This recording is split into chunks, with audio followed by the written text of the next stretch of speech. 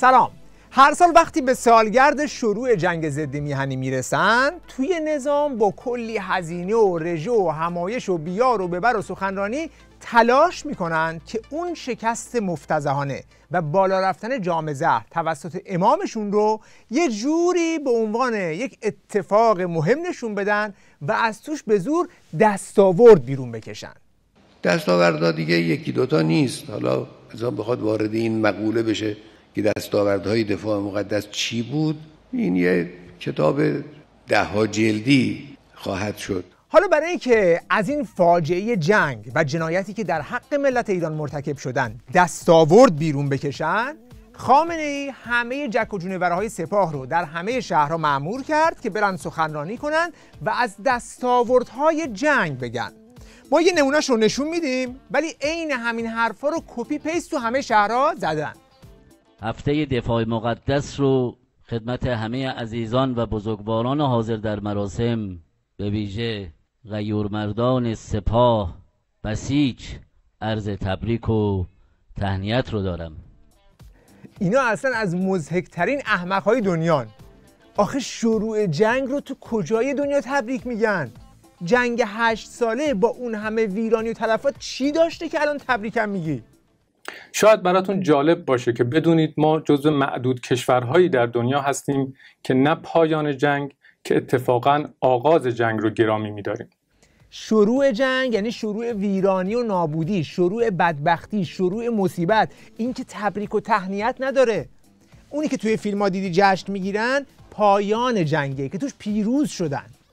مگر اینکه خودتونم قبول دارید که پایان جنگ براتون زهرمار بوده. اون چیزی که ما را در جنگ پیروز کرد، رمز پیروزی ما بود، نصرت الهی و امداد غیبی بود. در جنگ پیروز کرد؟ این چی زده؟ اگر معنی حرفتون نمیدونی مجبور نیستی حرف بزنی. درسته 35 سال گذشته، ولی حافظه تاریخی ملت دیسک سخت نیست که بتونی فرمتش کنی. پایان 8 سال جنگ بی حاصل شکست مطلق تمامیت نظام بود. چرا؟ 4 زانو بشین پای برنامه تا شاید بفهمی. نفهم. این دیگه حرف ما نیست، حرف خداتونه. جمهوری اسلامی در موضع شکسته. میدونید که ما تیر ماه 67 در موضع ضعف شدید بودیم. یعنی از فروردین 67 از قبلش بیایم اسفند 67 تهران عملیات، بله، نه اصلا از جنگی هم رو به افولیم دیگه. بله دیگه. ما فاو رو از دست میدیم. تا 4 ماه اول سال ما در موضع شکستیم و به همین دلیل هم قطعنامه 598 رو پذیرفتیم. هر آنچه که ما گرفته بودیم تو سال قبلی از دست دادیم. خود خمینی هم که یاد نرفته گفت قبول قطعنامه براش مثل جام زهر بوده. من باز میگویم که قبول این مسئله برای من از زهر کشنده تر است. بچه‌های جنگ موقعی که قطعنامه پذیرفته شد بدون استثنا میخوام بگم اکثریت بالاتفاق قصه‌دار شدن و گریه میکردن، اصلا خیلی علنی. اون یارو پیروزی کجاست الان؟ هنوز نشستی؟ ببینم دیگه چی داری برای گفتن. فرماندهی نیروهای مسلح کشوری که در حال تدافع و دفاع بود، پیر مرشد 80 ساله‌ای بود که از نظر سطح دانش فقیه جامع شرایط بود، فیلسوف بی بدیل بود، در عرفان عملی هم آنچنان وصل به عالم قدس بود که حقایق پنهان از عالم سیاست را میدانست و پیش بینی میکرد. همین که ببو گلابی های مثل تو مجید خمینی رو میگن دیگه معلومه که خودش چی بوده. با همین شعر و ورهای مثل حقایق پنهان عالم سیاست، این کلاش حقه‌باز شیطان صفت 8 سال یک مملکت با تمام دارایی و ثروتاش رو ریخت تو تنور جنگ که بعدش هم که شکست خورد خودش دق کرد و گور به گور شد. بسیاری از بچه‌های سرداران جنگ که تمام اون سالها تو جنگ بودن و داشتن می جنگیدن، به نتیجه رسیده بودن ما به نتیجه نمیرسیم، ما نمیتونیم اون اهداف مورد نظرمون رو محقق کنیم. اما یه حرفی داشتن، امام یه چیزی میدونه که ما نمیدونیم. یکی از اون بلاهایی بود که سر این کشور اومد. امام یه چیزی میدونه که ما نمیدونیم.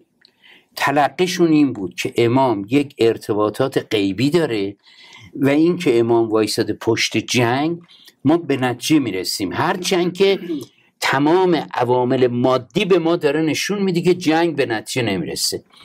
ببین یه همچین هیولای سیری ناپذیری بوده خمینی که تا وقتی این همه جوون رو به کشتن نمیداد دست بر نمیداشت. بعد یه همچین خفاش شب پرستی رو میخوان رنگ کنن به عنوان قناری امروز تحویل بدن.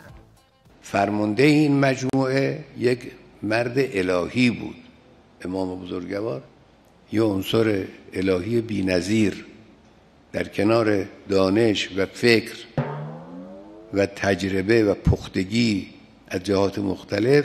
گفتش پختگی، یاد شلغم افتادم. یه تصویر از دانش این امام پختشون ببینیم. فقط حواستون باشه که بوی پختگیش خونتون رو بر نداره.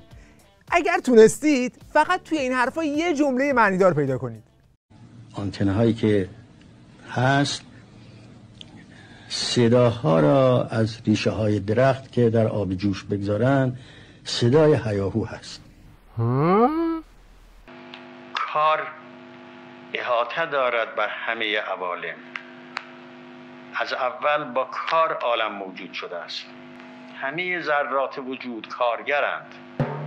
حتی ذرات اتمی که در این عالم طبیعت هست اینها کارگر هستند با هوشیاری.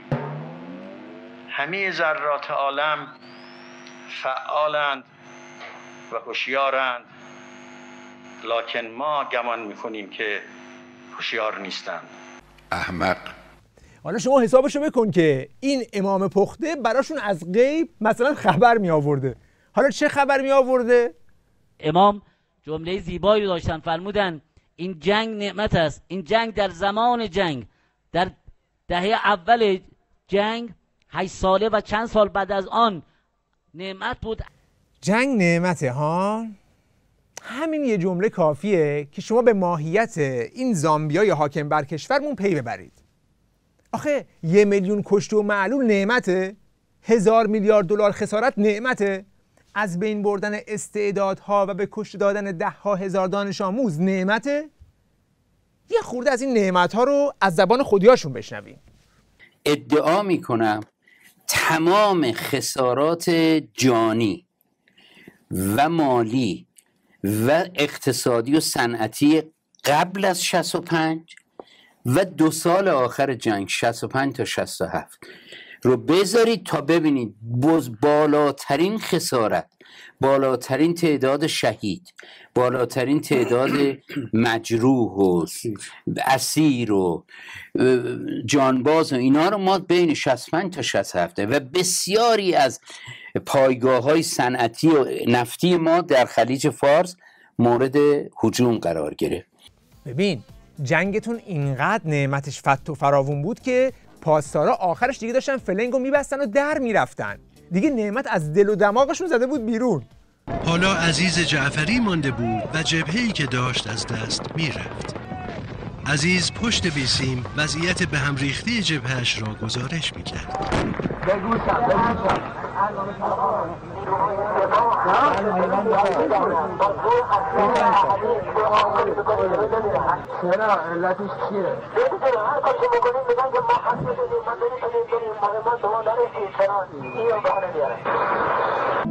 خود مردم من به نتیجه رسیده بودن که جنگ دیگه اون حالت قبلی رو دیگه نداره و افق پایان جنگ افق دراز مدت شده.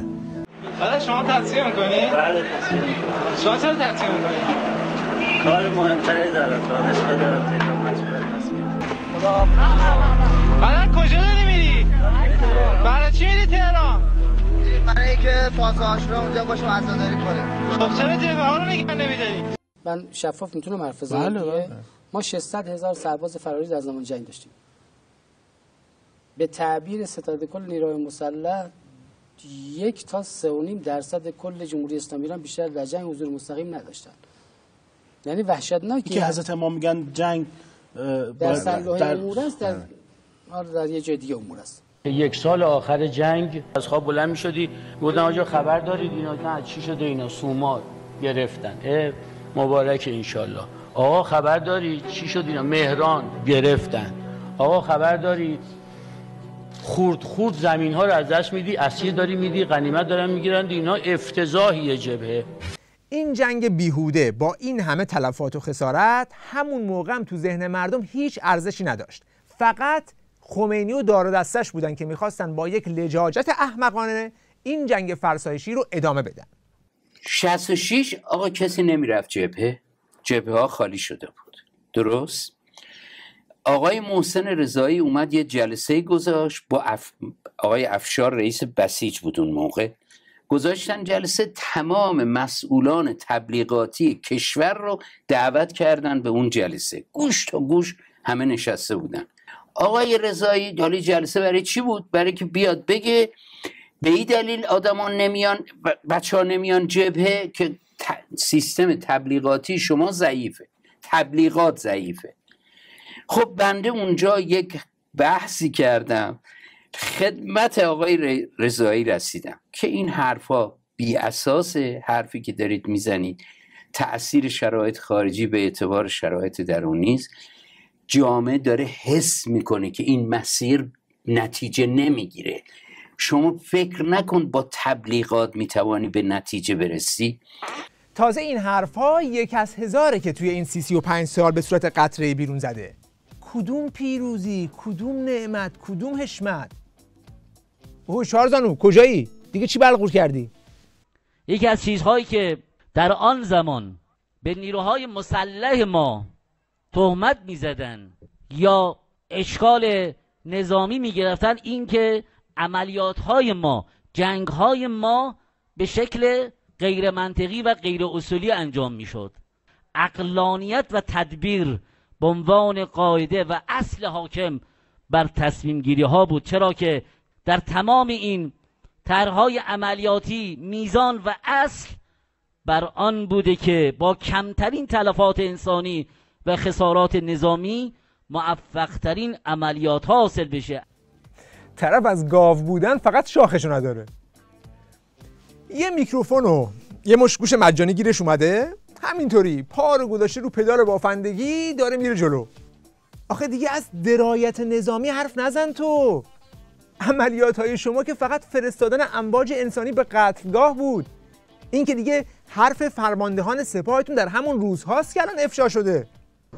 ببینید کار تا کجا پیشرفت کرده. آیت الله العظما منتظری فرمودن شیوه های که حزب اللهی یعنی خرکی، این جمله حضرت ایشونه که فرمودن حزب اللهی یعنی خرکی در مورد شیوه های جنگ.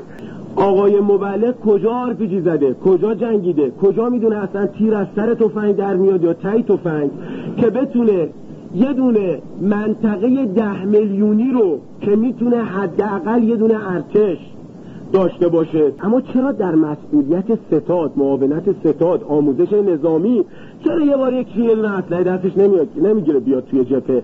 چرا هر کدوم اینا میرسن و کارایی هم ندارن، بلدم نیستن، نمیدونن مسائل، میان مسئولیت اصلی رو میگیرن و در نتیجه شما میبینید که ستاد اصلی سپاه از نظر کیفیت و قدرتش فاجعه آوره.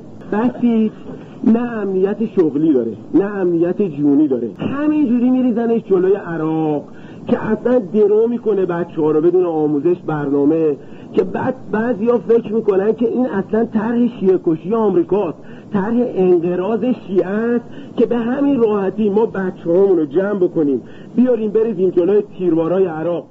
من هیچ اصلا حرفی ندارم. خوب اتفاقا اون عکسی که شما میگه جام زهرا من و آقای روحانی و اون چیز که این جزء افتخارات ماست. یعنی ما این کاری کردیم که این جنگ تموم بشه. بچه های ما مثل برگ خزان میریختن رو زمین. این بعضی جاها چجوری این هنر بود که قدر دیگری هم باز بچه همون رو کشیم. تازه این که داره این حرفا رو میزنه یکی از همون هایی بوده که با درایتش 8 سال این جنگ بی حاصل رو کش داد و صدها هزار نفر رو به کام مرگ فرستاد. حالا امروز اومدن میخوان اون تصمیمات جنایتبارشون برای مجبور کردن بچه مدرسه‌ای ها به رفتن روی میدانهای مین رو اینطوری ماله کشی کنند.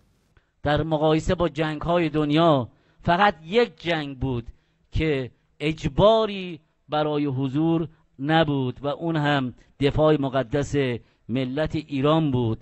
هیچ اجباری نبود. اجبار نبود؟ بابا شما تو خیابون تور مینداختین، جوانای مملکت رو به زور میگرفتین میبردین جبهه، تو مدارس کلاس به کلاس بچه‌ها رو بلند میکردید میفرستادید جبهه. اینهاش تو روزنامه خودتون همون روزها خبرش رو میزدید، عکسش هست، کل کلاس رو خالی کردید، تازه اونم بدون اطلاع پدر و مادر، چون اون ابلیس فتوا داده که نمیخواد به والدین بگید، ورشون دارید ببرید جبهه. روزنامه جمهوری اسلامی 9 آبان 61. سوال از خمینی: در شرایط حاضر رضایت والدین برای رفتن به جبهه لازم است یا خیر؟ جواب: تا موقعی که جبهه ها نیاز به نیرو دارد، رفتن به جبهه واجب است و اجازه والدین شرط نیست. امضا روح الله خمینی. یکی از بزرگترین جنایت‌های شما در این جنگ تباه ضد میهنی کشتن یک نسل از دانش آموزای کشور بود. دانش آموزای 14-15 ساله که هنوز هم به این کودک کشی افتخار میکنن. طول دوران دفاع مقدس ما 550,000 نفر دانش آموز طی نوبت‌های مختلف به جبهه‌ها اعزام شدن. جمع کثیری از دانش آموزان اومدن پای دفاع از کشور. کسی میتونه به من بگه چند درصد رزمندگان دفاع مقدس دانش آموز بودن؟ فقط دست بلند کنه، جایزه خوبی هم بهشون بدیم. نه چند درصد؟ نه خیلی بردی بالا. و اینطوری میگی بالاخره به عددی میرسیم دیگه. نه بله حدود 20%. آره. خب چند درصد شهدای جنگ از دانش آموزی بودن؟ یه دست بلند کنید یکی بگو. بله حدود 17 تا 20%. عدد دانش آموزی ما معناداره. اینکه عزیزی اشاره کرد 36,000 شهید دانش آموز، قریب 20% شهدای ما که همه کشور نظامی و غیر نظامی و از اقشار مختلف 20%ش دانش آموز. این عدد کوچیکی نیست. حالا این قطعه از تاریخ که مربوط به دفاع مقدس و جنگ 8 ساله است که نوجوانان ما نقش اساسی داشتن در یگانها، گردانها، گروهانها، تیپها و لشکرها. سازمان اصلی و شاکله اصلی یگانها عمدتاً دانش آموزی بوده. آدم وقتی این موجودات رو میبینه، بعد راز بقا میبینه، واقعا سوالش میشه که چرا به اونا میگن حیوان، به این موجود میگن انسان؟ نعمت و تبریک و تهنیت که میگفت مال همین دانش آموز کشی بود. حالا سوال اصلی اینه که این فاجعه جنگ خانمانسوز و ویرانگر به قول اینا تحمیلی بوده، یعنی هیچ کارش نمیشد کرد، یا اینکه میشد اصلا وارد این جنگ نشد؟ الان هر چقدر که جلوتر میریم معلوم میشه که اینجا هم دست امام پختشون تو کار بوده. از ماه‌ها قبل نیتش این بوده که جوانهای مملکت رو بریزه تو تنور جنگ. ما میخواهیم جوانانمون را از میکده ها به میدان جنگ ببریم.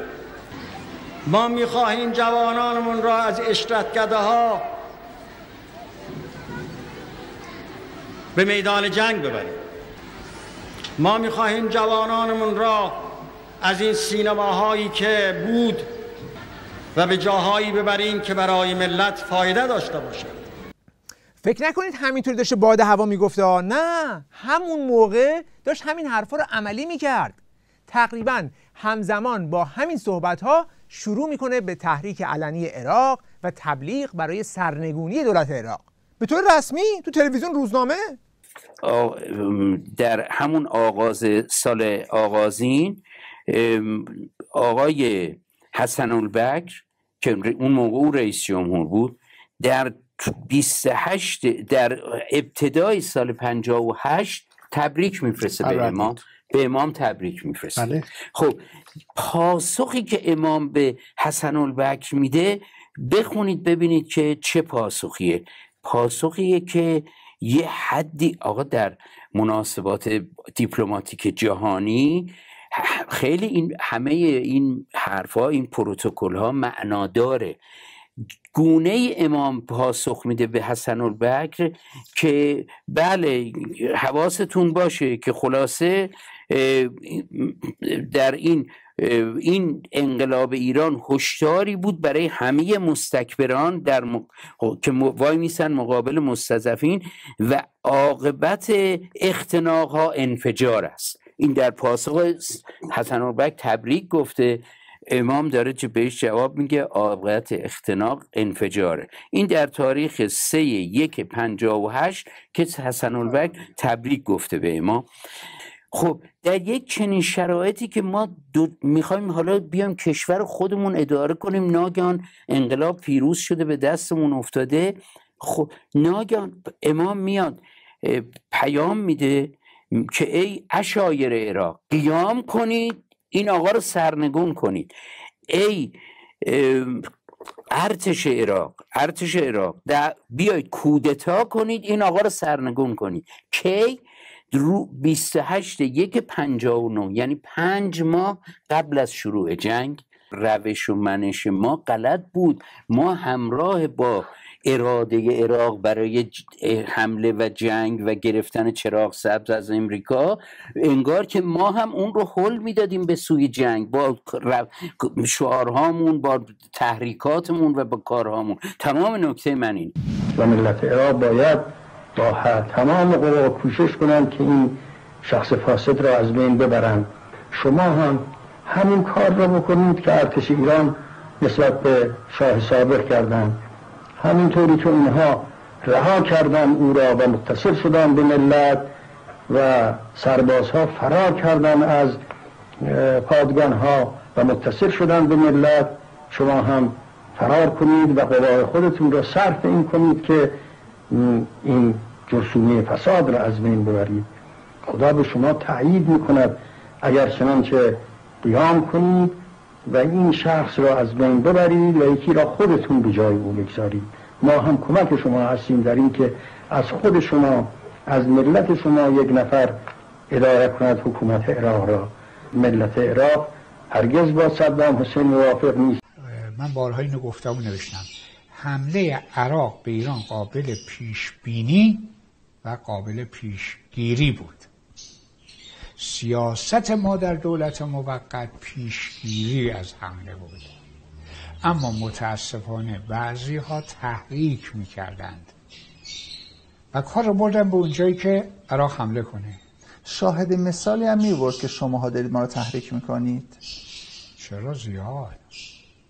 یادتون هست؟ و واقعا تحریک میکردیم. نمونه‌های برنامه‌های تلویزیون ایران سر تا پا تحریک عراق، به طوری که آقای دعایی که سفیر ما در اونجا بود اومد ایران، رفت در شورای انقلاب گفت اگه میخواید با عراق بجنگید من استعفا بدم بیام، ولی اگر میخواید نجنگید، میخواید مماشات کنید، این روشش نیست.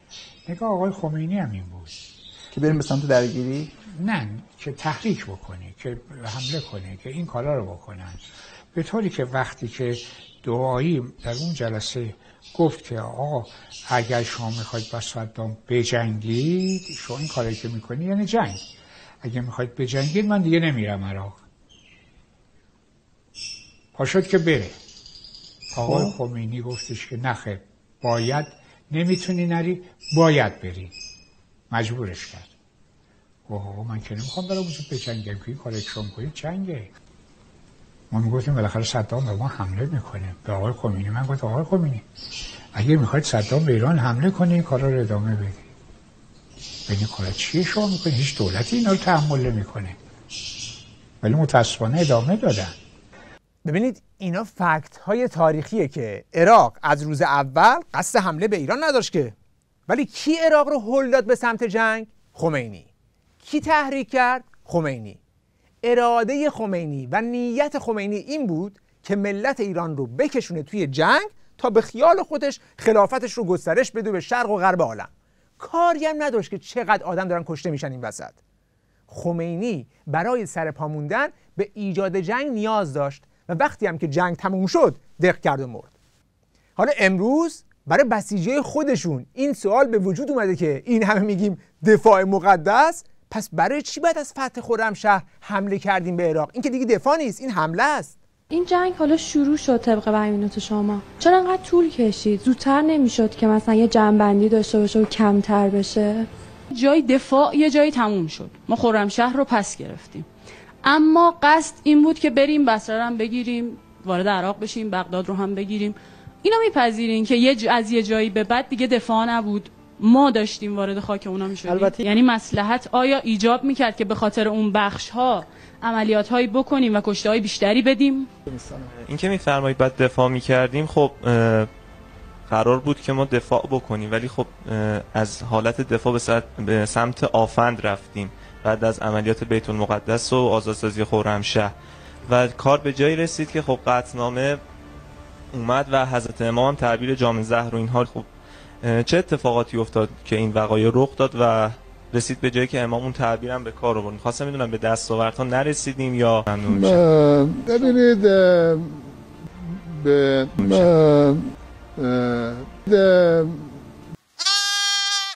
بله، این سوالات همون سوالاتیه که هیچ کس توی نظام نمیتونه بهش پاسخی بده، چون برای این تصمیم فاجعه بار هیچ دلیلی جز خوی جنگ طلبی همون امام پخته وجود نداره. شما این معادله رو جلوی هر کدومشون بذاری هیچ نمیتونه جواب بده. تلفات جنگ در 1.5 سال اول، یعنی تا فتح خرمشهر، بین 6,000 تا حداکثر 25,000 نفره، ولی تلفات جنگ در 6 سال بعد تا پایان جنگ میره بالای 300-400 هزار. بحث 1 میلیون کشته و معلوله. همه اون تلفات دانش آموزی مال همین 6 ساله است. استراتژی امواج انسانی مال همین 6 ساله.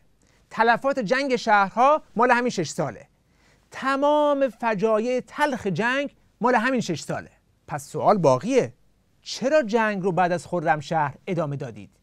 به نظر من 2-3 تا اشتباه استراتژیک بعد از انقلاب اتفاق افتاد. این اشتباهات تاوان سنگینی رو بر دوش ملت گذاشت و ما به شدت متضرر شدیم.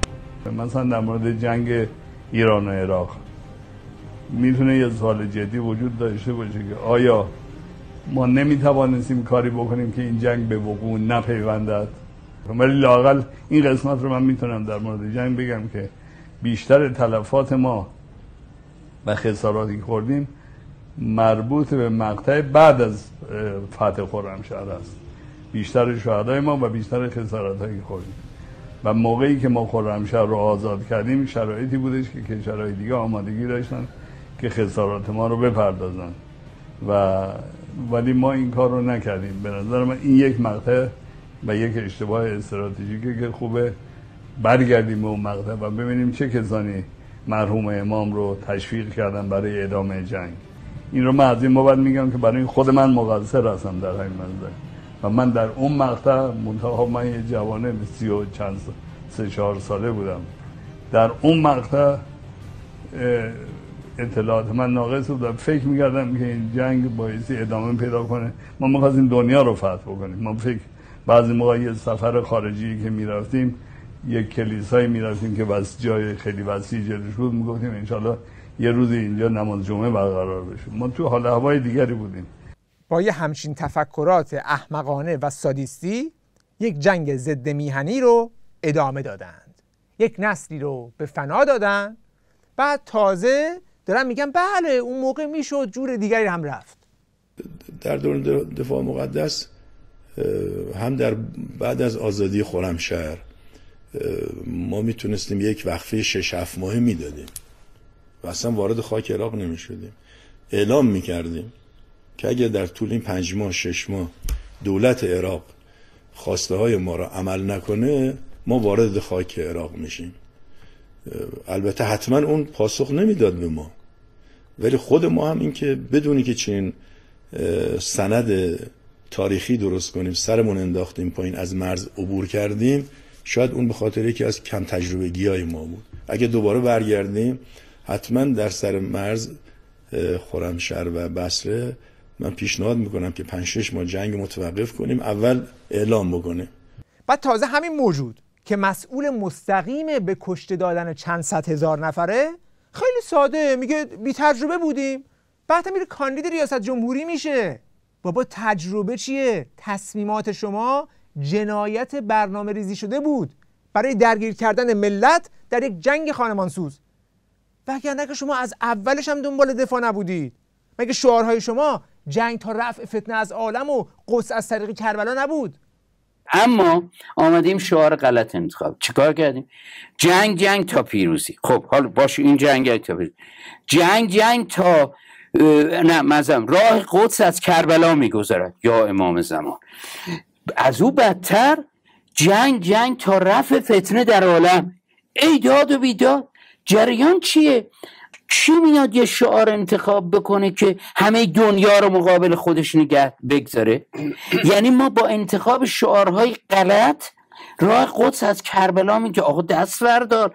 ما رفته بودیم تو فاو، به یک معنا 4 قدمی کویت و قطر و اینا بودیم دیگه. اینا خیلی وحشت زده شده بودن که آقا اینا، بنابراین پیام‌هایی از طرف اونها هم هست که حاضرن خسارات جنگ رو بدن، حاضرن وارد بحث بشن، ماجرا تمام بشه و بیایید این کار رو بکنیم.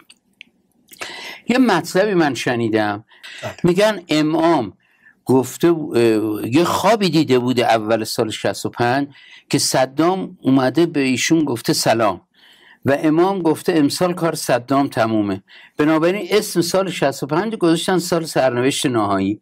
و امام باز میگم دقت کنید، شنیدم به سران قوا گفته هر کی خسته شده از جنگ میتونه بره کنار، اونایی که باید بجنگن میگن ما میجنگیم و ادامه میدیم. درست شد. این نکته بود که اتفاق افتاد. آقا به دلیل این که چون امام وایستاده رو پای جنگ تا پیروزی و جنگ تا ساقط شدن این صدام یزید کافر، همه کس جرئت نداشت، همه باید توی چارچوب صحبت کنن. همه اینایی که این حرفا رو امروز میزنن، هیچ کدوم اون روز که خمینی عربده جنگ تا پیروزی میکشید جرئت نداشتن که بیان علنی جلوی جنگ کوچکترین مخالفتی بکنند. هیچ کدوم. فقط یک طرف جرئت کرد که اون زمان شجاعانه بیاد توی میدون و بگه که این جنگ ضد میهنیه و باید تموم بشه. دو اینکه نگاه کنید، هیچ کس غیر از منافقین در داخل کشور وجود ندارد که بعد از خرمشهر اطلاعیه یا بیانیه داده بشه که جنگ باید خاتمه پیدا بکنه. برخلاف ادعای فعلی احزاب سیاسی، هیچ کس.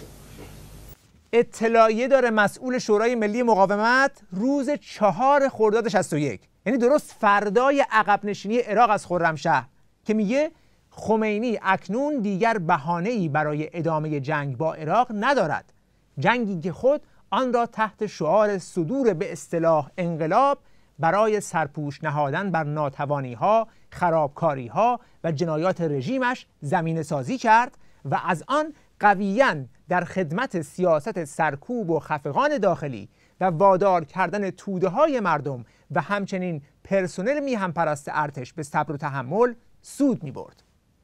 در انتهای همین اطلاعیه هم میگه باید توجه نمود که صلح و ثبات و دوستی در منطقه اساساً با وجود خمینی متعارض و تنها در گرو یک ایران دموکراتیک است که در موقعیت کنونی ایران آلترناتیوی جز شورای ملی مقاومت ندارد.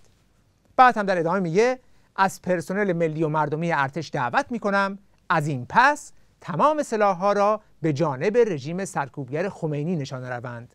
مسعود رجوی 4 خرداد 1361.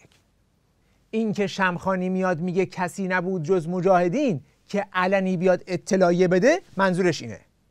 بعد هم که در ادامه میدونیم که در همون سال 61 با دولت وقت عراق شورای ملی مقاومت بر سر یک طرح صلح به توافق میرسه که میتونه بلافاصله به جنگ پایان بده و تمام منافع مردم ایران رو هم تأمین کنه. اعلان فوری آتش بس، عقب نشینی پشت مرزهای زمینی و رودخانه‌ای قرارداد الجزایر، مبادله اسرا، تعیین خسارت‌های جنگ و نحوه تأدیه حقوق ایران، تنظیم قرارداد صلح، همه اینها رو هم طرف عراقی به عنوان مبنای مذاکرات صلح پذیرفته بود. شورای امنیت هم همون موقع قطعنامه 514 رو در 21 تیر 61 برای آتش‌بس صادر میکنه که عراق میپذیره ولی خمینی رد میکنه. پس ببینید این جنگ هم میتونست اصلا شروع نشه اگر اون تحریکات رو خمینی نمیکرد و بعد هم که شروع شد میتونست همون سال 61 تموم بشه که مجاهدین و شورای ملی مقاومت در همون سال شجاعانه در یک طرح صلح نشون دادن که صلح قابل دسترسه. ولی خمینی و حکومتش این جنگ ضد مردمی رو ادامه دادن تا جایی که خودشون به غلط کردن و جام زهرخوری افتادند. این تصویر واقعی این جنگه که هنوز یک از هزارش رو هم اینا نگفتن. ولی روزی خواهد رسید که پرده ها میفته و همه کسانی که در تداوم این جنگ نقش داشتند باید در دادگاه خلق پاسخ بدند. وقت بخیر و خدا نگهدار.